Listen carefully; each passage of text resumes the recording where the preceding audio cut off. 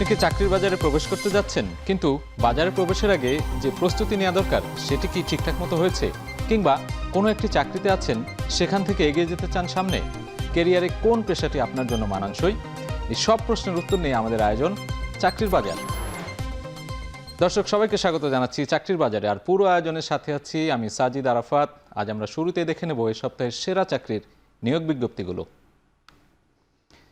শুরু করতে চাই ব্র্যাকের নিয়োগ বিজ্ঞপ্তি দিয়ে। ব্র্যাকের মাইক্রো ফাইন্যান্স প্রোগ্রামে অ্যাডমিন ও অবকাঠামো কর্মকর্তা পদে নিয়োগ বিজ্ঞপ্তি প্রকাশ করা হয়েছে এবং আবেদনের শেষ তারিখ 14 এপ্রিল 2026। আমরা সেই চাকরির বিবরণীটি একটু দেখে নিতে চাই। শুরুতে বলছিলাম যে ব্র্যাক একটি বেসরকারি উন্নয়ন সংস্থা এবং তারা বিভিন্ন সময়ে নিয়োগ বিজ্ঞপ্তি দিয়ে থাকে। আজকের যে নিয়োগ বিজ্ঞপ্তিটি আমরা দেখছি সেখানে পদের নাম বলা হচ্ছে মাইক্রো ফাইন্যান্স প্রোগ্রামে অ্যাডমিন ও অবকাঠামো কর্মকর্তা নিয়োগ দেবে তারা, এবং পদ সংখ্যা নির্ধারিত নয়। শিক্ষাগত যোগ্যতা চাওয়া হয়েছে সিভিল, আর্কিটেকচার, ইলেকট্রিক্যাল ইঞ্জিনিয়ারিংয়ে স্নাতক অথবা ডিপ্লোমা। অভিজ্ঞতার ক্ষেত্রে 2 বছরের অভিজ্ঞতা চাওয়া হয়েছে এবং কর্মস্থল ব্র্যাক ফিল্ড অফিস, অর্থাৎ ব্র্যাকের অনেকগুলো ফিল্ড অফিস রয়েছে এবং ঢাকা এবং ঢাকার বাইরেও কিন্তু ব্র্যাকের অনেকগুলো অফিস রয়েছে। সেই জায়গাগুলোতেই কর্মস্থল হতে পারে এবং বেতন নীতিমালা অনুযায়ী তারা বলছে যে ব্র্যাকের যে নিয়ম নীতি রয়েছে আলোচনা সাপেক্ষে সেই নিয়ম নীতিমালা অনুযায়ী তারা বেতন নির্ধারণ করবে এবং চাকরির ধরন স্থায়ী। প্রার্থীর ধরন বলা হচ্ছে নারী এবং পুরুষ, অর্থাৎ নারী পুরুষ উভয় চাকরি প্রার্থী এখানে আবেদন করতে পারবেন এবং অন্যান্য সুবিধার কথা বলা হয়েছে। উৎসব বোনাস, পেনশন, জীবন বীমা, অর্থাৎ তাদের যে বেসিক স্যালারি রয়েছে তার বাইরেও এই ধরনের যে উৎসব বোনাস কিংবা পেনশন, জীবন বীমা, এই অন্যান্য যে সুবিধাগুলো রয়েছে সেগুলো তাদের কর্মীদেরকে তারা দেবে এবং আবেদনের নিয়ম যথারীতি তাদের ওয়েবসাইটেই পাওয়া যাবে এবং আবেদনের শেষ সময় বলা হচ্ছে 14 এপ্রিল 2026। এ পর্যায়ে দেখব স্যামসাং আর&ডি ইনস্টিটিউট বাংলাদেশ লিমিটেড তাদের যে নিয়োগ বিজ্ঞপ্তি প্রকাশ করেছে সেই প্রতিষ্ঠানের সফটওয়্যার টেস্ট ইন্টার্ন পদে জনবল নিয়োগের জন্য এই বিজ্ঞপ্তি দিয়েছে। আমরা এক নজরে সেই বিজ্ঞপ্তিটি একটু দেখে আসতে চাই। যেটি বলছিলাম যে স্যামসাং আর&ডি ইনস্টিটিউট বাংলাদেশ লিমিটেড প্রতিষ্ঠানের নাম এবং পদের নাম বলা হচ্ছে সফটওয়্যার টেস্ট ইন্টার্ন। এখানেও আমরা দেখছি যে পদ সংখ্যা নির্ধারিত নয়। শিক্ষাগত যোগ্যতার ক্ষেত্রে তারা চেয়েছে computer science and engineering, information টেকনোলজিতে বিএসসি। অভিজ্ঞতা প্রয়োজন নেই। চাকরির ধরন ফুল টাইম। প্রার্থীর ধরন বলা হচ্ছে নারী এবং পুরুষ। বয়স 21 থেকে 28 বছর, অর্থাৎ এখানে যেহেতু অভিজ্ঞতা প্রয়োজন নেই বলছে, সেই জায়গা থেকে আমরা দেখছি যে 21 থেকে 28 বছর, অর্থাৎ যারা একেবারে তরুণ, নতুন যারা চাকরিতে যোগ দেবে সেই ধরনের প্রার্থীদেরকেই তারা বেশি অগ্রাধিকার দিচ্ছে। কর্মস্থল বলা হচ্ছে যে ঢাকা এবং বেতন আলোচনা সাপেক্ষে এবং আবেদনের নিয়ম তারা এখানে দিয়েছে, একটি ওয়েবসাইটের ঠিকানা দিয়েছে research.samsung.com। এই ওয়েবসাইটে গেলেই তাদের যে আবেদনের প্রক্রিয়া সেই প্রক্রিয়াটি সম্পন্ন করতে পারবে এবং আবেদনের শেষ সময় বলা হচ্ছে যে 26 এপ্রিল 2026।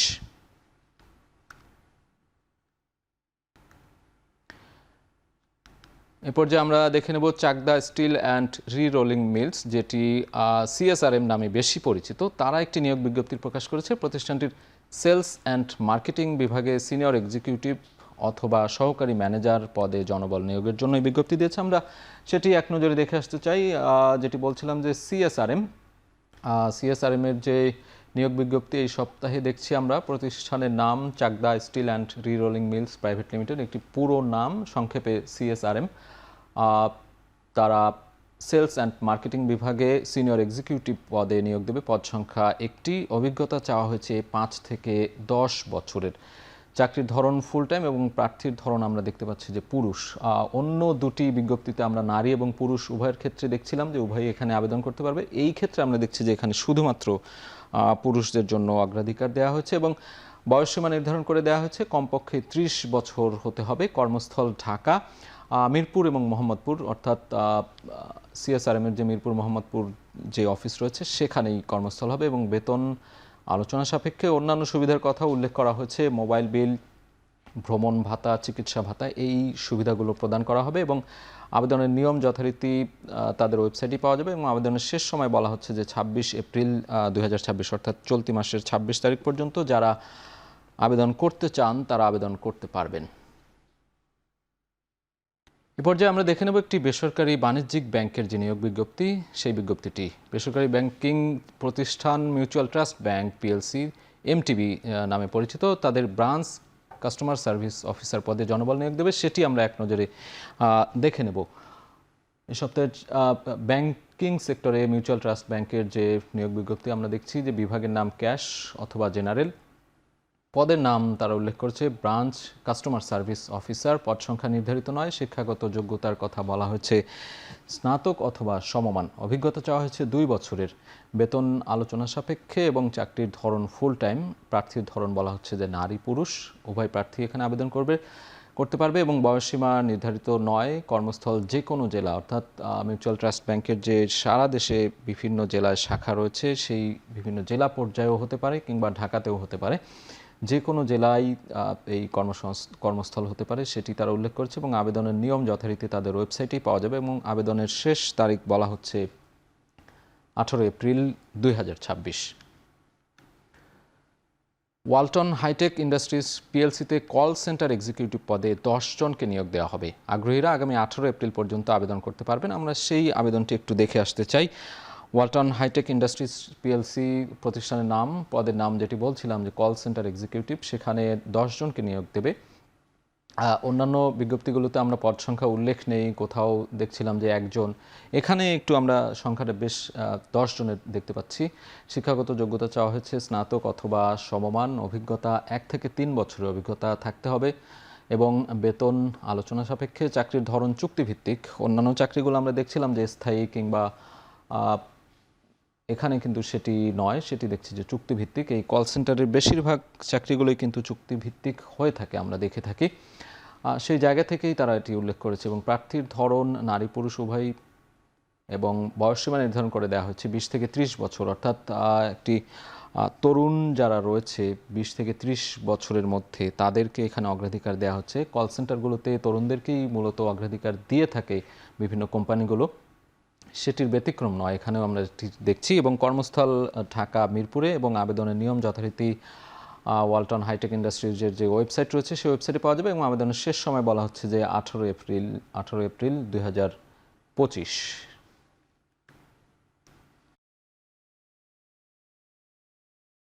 দর্শক, চাকরির বাজারের প্রতি পর্বে আমাদের সাথে একজন নিয়মিত অতিথি উপস্থিত থাকেন, যার মাধ্যমে চাকরি প্রার্থীরা বিভিন্ন টিপস বা পরামর্শ পেয়ে থাকেন। আজ আমাদের সাথে আছেন Tania Sultana, assistant general manager Partex star group. কথা বলবো তার সাথে। তানিয়া আপা, আপনাকে স্বাগত। আপনি অনেক ব্যস্ততার মধ্যেও আমাদেরকে সময় দিয়েছেন।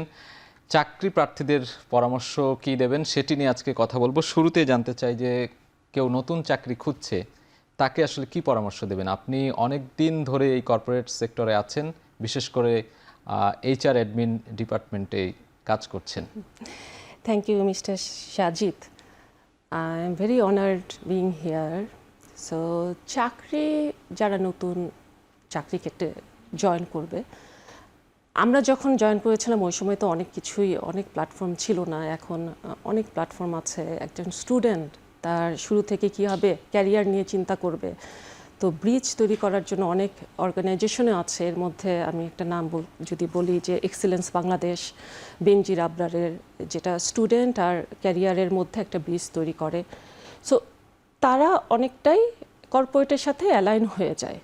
আর আমি যদি একদম 1-to-1 স্টার্টিং থেকে বলি যে একটা ফ্রেশ গ্র্যাজুয়েট তার কি কি প্রয়োজন চাকরিতে যখন জয়েন করবে, তাহলে প্রথমেই একটা যেটা বলবো যে এখনকার দিনে অনেকে মনে করে যে ভালো ইউনিভার্সিটি লাগবে। সো যারা ন্যাশনাল ইউনিভার্সিটিতে আছে তাদের মধ্যে কিছু ডাউট কাজ করতে পারে। So at first this is very bogus thing, কারণ আমরা ডাইভার্সিফাইড বিজনেস নিয়ে কাজ করি। একটা ডাইভার্সিফাইড বিজনেসে ডাইভার্সিফাইড পিপল লাগবে। জি, এখানে আসলে মেধাটাই আপনারা বেশি যোগ্য। অ্যাকচুয়ালি যারা গ্র্যাজুয়েশন পাস করে আসতেছে, মেধা তো সবারই আছে, বাট এইখানে কিছু সফট স্কিল বলবো না, হিউম্যান স্কিল আমরা অ্যাট ফার্স্ট দেখি। তো হিউম্যান স্কিলের মধ্যে ফার্স্ট যেটা আমি দেখব সেটা হচ্ছে অ্যাডাপ্টেবিলিটি, পজিটিভিটি। টেকনিক্যাল স্কিল একজন জয়েন করার পরে তাকে আমি শিখিয়ে নিতে পারবো, বাট হিউম্যান স্কিল যেগুলো আছে, কমিউনিকেশন স্কিল, ফিডব্যাক নেওয়া দেয়া, তো এই জিনিসগুলো, critical thinking, details oriented, so এই হিউম্যান স্কিলগুলো যদি থাকে তা সেই সব প্রার্থীদের জন্য চাকরিটা পাওয়া সহজ হয়। আর এইখানে আরেকটা ইম্পর্টেন্ট, যখন একজন নতুন গ্র্যাজুয়েট চাকরি ইন্টারভিউয়ের জন্য আসবে, তাকে অবশ্যই কোথায় আসছে, কোন অর্গানাইজেশন, এটা সম্বন্ধে ডিটেলস জেনে নিয়ে আসলে বোঝা যাবে যে মানে চাকরির ক্ষেত্রেও অনেক ডিটেলস ওরিয়েন্টেড।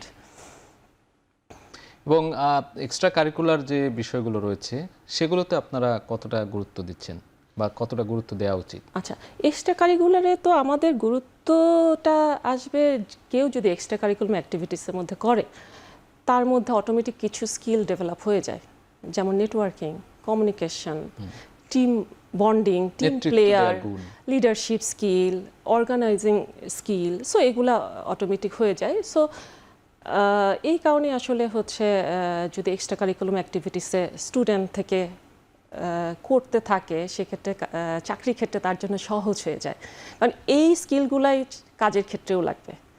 এ তো গেল নতুন চাকরি যারা প্রার্থী বা যারা নতুন চাকরি খুঁজছে তাদের বিষয়। কেউ যদি একটা চাকরি থেকে আরেকটা চাকরিতে চেঞ্জ করে যায়, সেখানে সেটা মানানসই বা সেখানে একটা নিজেকে মানিয়ে নেওয়ার ব্যাপার থাকে, কিংবা নিজেকে ব্র্যান্ড হিসেবে প্রতিষ্ঠিত করার, সেটা অনলাইনে হোক বা অফলাইনে হোক, নিজেকে চাকরির বাজারে ব্র্যান্ড হিসেবে তৈরি করার ক্ষেত্রে কি ভূমিকা থাকবে বা কি করা উচিত সেখানে? আমাদের এখনকার জেনারেশন, আমরা যেটা আছি, জেনজি যারা আছে, তাদের মধ্যে অনেক সুইচিং টেন্ডেন্সি আছে। হ্যাঁ, আজকে আমি 1 বছর কাজ করছি, এরপরে একটা ভালো স্যালারি পজিশন দেখলাম, আমরা জাম্প করলাম। তো আমার ক্যারিয়ার প্ল্যানটা তো আগে থাকতে হবে, যে আমি after 20 years where I want to see myself. হ্যাঁ, সো যখন আমি এই জিনিসটা থাকবে, তখন জাম্প করার কিছুই নাই। আমার রুটটা কি হবে, তো আমি কোন রুটে যাব, আমি শর্টকাটে যাব না একটু প্ল্যান মাফিক সব কিছু বুঝে অ্যাডজাস্ট করে করে যাব। So this is very important. So যখন একজন মানুষ একটা জব থেকে আরেকটা জবে সুইচ করবে, তার অবশ্যই কি পারপাসে সুইচ করছে এটা জানতে হবে। তো ওই কোম্পানিতে যাওয়ার পরে তার ক্যারিয়ার ডেভেলপমেন্টটা কি হতে পারে, এটা জানতে হবে। এটা যদি বুঝে যদি কেউ সুইচ করে, only not for money, not for designation, the purpose, so পারপাসটা বুঝে যদি কেউ সুইচ করে, then I think it will be good for them. বা সফট স্কিল বা সময় ব্যবস্থাপনা কিংবা নেতৃত্ব গুণ যে বিষয়গুলো আছে চাকরির ক্ষেত্রে, এগুলো খুবই গুরুত্বপূর্ণ বলা হয়ে থাকে। যারা নতুন চাকরি প্রার্থী বা নতুন গ্রাজুয়েট করে মাত্র চাকরির বাজারে প্রবেশ করবে, তাদের জন্য কি পরামর্শ থাকবে আপনার? এই স্কিলগুলোর জন্য প্রথমে আমি বলবো, এই স্কিলগুলোকে আমি সবসময় সফট স্কিল না, হিউম্যান স্কিল বলে। কারণ আমাদের এই স্কিলগুলো কেন লাগে? এই স্কিলগুলো লাগে একটা হিউম্যানের সাথে ইন্টারাক্ট করার জন্য, আমার কাজটা সহজে পাওয়ার জন্য, হ্যাঁ, কমিউনিকেশনটা। সো এই হিউম্যান স্কিলগুলো তো খুবই ইম্পর্ট্যান্ট। তো এই হিউম্যান স্কিলগুলো আসলে আমাদের ছোটোবেলা থেকেই হয়ে আসে। তো আমরা অনেক সময় মনে করি যে একটা ইউনিভার্সিটি লেভেলে আসার পরে অনেক ইউনিভার্সিটিতে একটা প্রেশার থাকে যে এই ইউনিভার্সিটি স্টুডেন্টরা ঠিকমতো জবে যেতে পারছে কিনা, এরা স্কিল নিয়ে অনেক কাজ করে। বাট আমি একটা জিনিস করব, যেটা হচ্ছে ছোটোবেলা থেকে প্যারেন্টসদেরকে তার বাচ্চাদের যে হিউম্যান স্কিলগুলো আছে ওই বাসা থেকেই শেখানো আমাদের উচিত। আমারও কিডস আছে, সো বাসায় যখন থাকবে তখন হচ্ছে বাসায় সবার সাথে টাইম ম্যানেজমেন্ট, টাইমলি ওঠা, পড়তে বসা, খেলতে যাওয়া, কমিউনিকেশন। আমরা যখন অনেক ফ্যামিলি মেম্বারের সাথে কমিউনিকেশন, ভ্যারাইটিস টাইপের পিপল থাকে একটা ফ্যামিলিতে, নেইবাররা থাকে, তো এই স্কিলগুলো আসলে একদম ছোটোবেলা থেকে হয়ে যাবে। তো সো উচিত হচ্ছে আসলে প্যারেন্টসদের শিক্ষাগত যোগ্যতা তো ডেফিনেটলি একটা মিনিমাম গ্র্যাজুয়েশন পাস লাগে। আপনি জানবেন হয়তো কিছু কিছু কোম্পানিতে ইভেন মানে গ্র্যাজুয়েশনের গ্রেডটাও ওনারা নিচ্ছে, মানে অত করছে না, প্রায়োরিটি দিচ্ছে না। দেখছে যে ওনার যে কম্পিটেন্সিগুলো লাগবে, যে স্কিলগুলো লাগবে সেগুলো আছে কি না, নট যে GPA 5 ব্লা ব্লা ব্লা।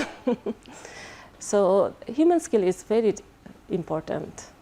আপনাদের ক্ষেত্রে আপনারা কোন কোন বিষয়গুলো প্রায়োরিটি দেন?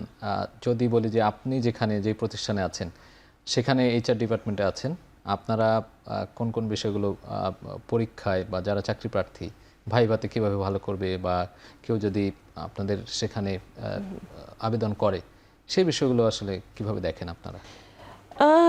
ভাইভাতে কীভাবে ভালো করবে, যেটা আমি এর আগে বলেছি, অ্যাট ফার্স্ট যে ক্যান্ডিডেটই আসুক না কেন ভাইভাতে, তার আসলে আমার অর্গানাইজেশনটা সম্বন্ধে জেনে সুন্দরভাবে আসতে হবে।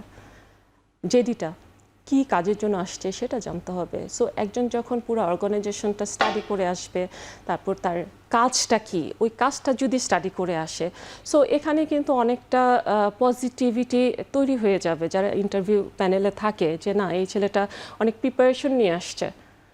তো আর এরপরে যেটা মোস্ট ইম্পর্ট্যান্ট, যে টেকনিক্যাল স্কিল, আমি সবসময় যেটা বলি এটা আমাদের শিখিয়ে নেওয়া যাবে, কারো এটা নিয়ে ওরি হওয়ার দরকার নাই। মেইন যেটা হচ্ছে ট্রাস্ট ওর্থিনেস, টিমের সাথে কাজ করবে কীভাবে। তো লাইন ম্যানেজার, তারপর তার সাথে যারা কাজ করছে, পিআর যারা আছে, তাদের সাথে একটা ট্রাস্ট ওর্থি, টিম বন্ডিংটা যেন ভালো থাকতে পারে, এই জিনিসটা দেখো। অ্যাডাপ্টেবিলিটি, এখনকার জেনারেশনের মধ্যে যেটা হয় যে ফিডব্যাক নেওয়া দেওয়া নিয়ে খুব ফিডব্যাক নিতে চায় না। ইভেন আমি যখন ইগো প্রবলেম, হ্যাঁ, আমি যখন ক্যারিয়ারে জয়েন করি তখনও আমার লাইন ম্যানেজার যখন ফিডব্যাক দিয়েছে আমার একটু খারাপই লেগেছে। সো ফিডব্যাক দেওয়া আর নেওয়াটা এটা ভেরি ভেরি ইম্পর্ট্যান্ট। ওকে, অনেক ধন্যবাদ। খুব অল্প সময়ে আপনি অনেকগুলো পরামর্শ দিয়েছেন। আমরা আজকে শেষ করতে হচ্ছে আমাদেরকে। আপনাকে অসংখ্য ধন্যবাদ। দর্শক, এতক্ষণ সাথে থাকার জন্য সবাইকে অসংখ্য ধন্যবাদ। দেখা হবে পরবর্তী সপ্তাহে। তবে আপনার কোম্পানির যে কোনো নিয়োগ বিজ্ঞপ্তির প্রচারের জন্য আমাদের সাথে যোগাযোগ করুন, এবং যারা চাকরির জন্য আবেদন করতে চাচ্ছেন তারা আমাদের ইমেইলে আপনার সিভি পাঠিয়ে রাখুন। আপনার কোম্পানি বা প্রতিষ্ঠানে নিয়োগ বিজ্ঞপ্তি এবং সিভি পাঠানোর ঠিকানা চাকরিরবাজার@এখন.tv। শেষ করছি চাকরির বাজার। এখন টেলিভিশন ওয়েবসাইটে দেখতে ভিজিট করুন www.এখন.tv। এছাড়া ফেসবুকে দেখতে ভিজিট করুন facebook.com/tv.এখন। ইউটিউবে দেখতে ভিজিট করতে পারেন youtube.com/c/echontv।